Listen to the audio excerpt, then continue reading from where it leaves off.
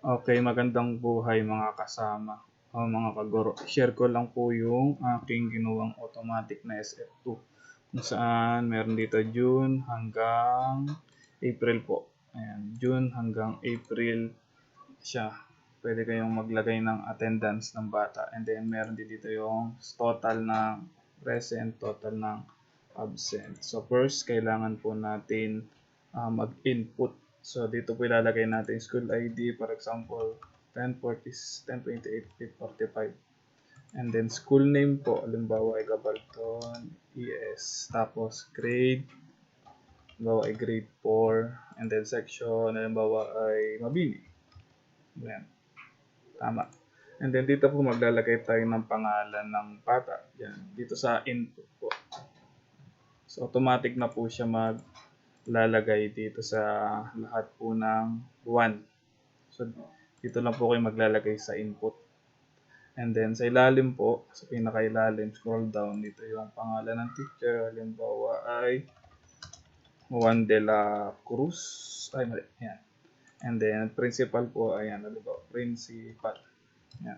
So automatic din po sila mapupunta rito sa yan, ilalim.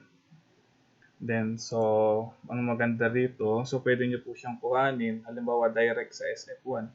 So, for example, ito yung SF1. So, copy nyo lang. And then, balik po kayo dito.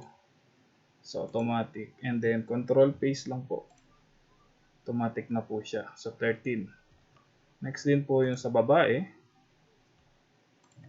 Copy ulit. And then, sa ilalim po, ayan, meron po siya sa female. Huwag nyo pong ilalagay dito sa section po ng male. Sa taas po yung male, dito po yung female. So, automatic po siya. Sasalin dito. And pansin nyo, sobra. So, hide nyo lang po ito. Yung sobra na yan.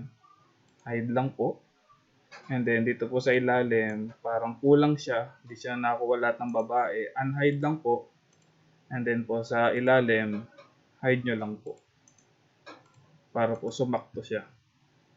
Yan. So, meron akong absent na nakalagay. So, automatic po. Pag dinilit ko siya, ayan, mawawala po. And then, magto-total din siya sa ilalim. Pag naglagay po ako ng X, ayan. So, automatic po siya. Ayan, magma-minus dito. Mag-a-add po dito sa absences. And then, automatic din po siya dito mag-generate ng kung ilan yung average daily attendance. Ayan. At a percentage of average in the month. Yan, automatic po. So, ready to print na rin po siya. Pag yung control P po natin, yan. I-print na po natin siya. Yan, ang dalawa. And then, so at the end of po ng school year, kailangan natin kuhanin yan. Kuhanin yung ilan yung present nila, ilan yung pinasok, tsaka ilan po yung kanilang absent. Para po diretso na tayo sa part. Yun lang po. Maraming salamat po sa panonood.